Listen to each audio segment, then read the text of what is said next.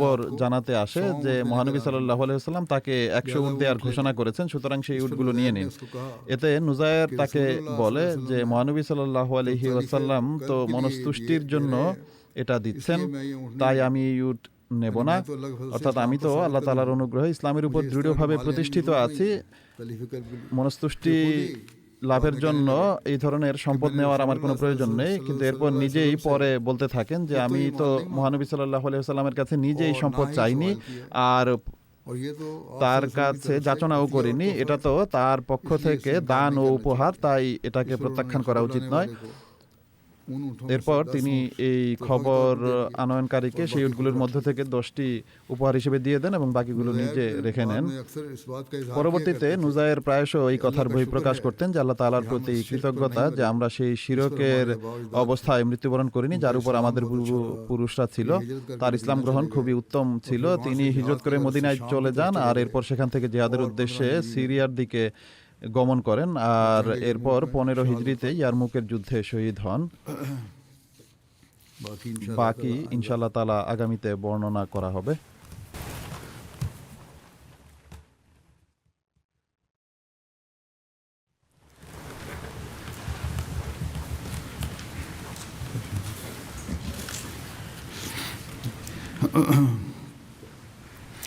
الحمد لله الحمد لله الحمد لله نحمده ونستعينه ونستغفره ونؤمن به ونتوكل عليه ونعوذ بالله من شرور أنفسنا ومن سيئات أعمالنا من يهده الله فلا مضل له ومن يضلل فلا هادي له ونشهد أن لا إله إلا الله ونشهد أن محمدا عبده ورسوله عباد الله رحمكم الله إن الله يأمر بالعدل والإحسان وإيتاء ذي القربى وينهى عن الفحشاء والمنكر والبغي يعظكم لعلكم تذكرون اذكروا الله يذكركم وادعوه يستجب لكم ولذكر الله أكبر